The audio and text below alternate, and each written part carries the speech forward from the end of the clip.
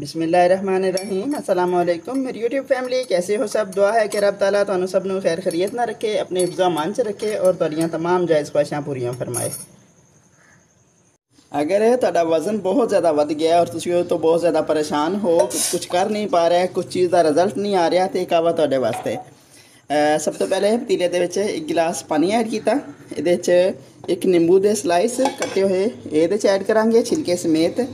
एक टुकड़ा ये दालचीनी का जाएगा और थोड़े जिन्ने पत्ते ये पुदीने के जाएंगे और एक चुटकी जी ना सौंफ जाएगी। तो यह दो टुकड़े ये अदरक के जाएंगे भी छिलके समेत जाएंगे। ठीक हो गया। तो इनू असीं ढक के रखांगे, इनू उबाल आएगा अच्छे तरीके दे नाल।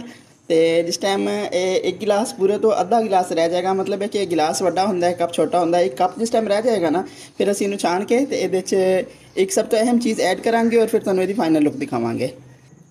ਇਹ ਹੁਣ ਸਾਡੇ ਕਾਵੇ ਨੂੰ ਪੱਕਦਿਆਂ ਹੋਇਆਂ ਤਕਰੀਬਨ 10 ਤੋਂ 12 ਮਿੰਟ ਹੋ ਗਏ। ਹੁਣ ਅਸੀਂ ਇਹਦੀ ਫਲੇਮ ਬੰਦ ਕਰ ਦਿਆਂਗੇ ਤੇ ਇਹਨੂੰ ਡਿਸ਼ ਆਊਟ ਕਰਦੇ ਆਂ ਤੇ ਤੁਹਾਨੂੰ ਇਹਦੀ ਫਾਈਨਲ ਲੁੱਕ ਦਿਖਾਉਂਦੇ ਆਂ। और अगर तुसी बहुत ज़्यादा परेशान हो, बहुत सारा मेडिसन जड़ियां आजमा चुके हो कि जड़ियां कि नहीं आजमानियां चाहिए, सेहत वास्ते नुकसानदेह होंदियां ने, तो यह तुसी मेरे कहने एक दफ़ा बना के देखो, इंशाल्लाह रिजल्ट बहुत जड़ा ना जानदार आएगा और कन्फर्म है, तसल्ली है, मतलब है शर्ती है कि आजमाया होया है पहले। ठीक हो गया। क्योंकि जिन्नी देर तक मैं खुद ना आजमा लवां मैं दूसरे किसी को नहीं कहती, बिल्कुल खुद आजमाया है, इस वास्ते मैं क्या अपनी यूट्यूब फैमिली के नाल भी शेयर कर दी हाँ। बहुत जानदार चीज़ है और कुछ स्पैशली लियाना भी नहीं, जो घर के चीज़ा मौजूद ने उन्होंने ही इनू बनाना है। बिस्मिल्लाहिर्रहमानिर्रहीम। हुण असीं इनू कप ऐड करांगे और टेस्ट भी बहुत सोहना एक होंदा ना कि तुसीं मेडिसिन यूज़ करते हो तो टेस्ट बुरा होंदा है, टेस्ट भी माशाल्लाह अच्छा है, बहुत प्यारा टेस्ट है। अगर एक दफ़ा तुसीं पियोगे तो दोबारा यह नहीं होएगा कि भाई दिल ख़राब हो गया, पीन का दिल नहीं किया, ऐसा कुछ नहीं होएगा। हुण इहदे च खालिस शहद असीं ऐड करांगे। अगर फिका पी सकते हो तो ठीक है, अगर नहीं फिका पी सकते तो जो ना शहद ऐड कर लो, चीनी नहीं ये ऐड करनी। बिस्मिल्लाहिर्रहमानिर्रहीम।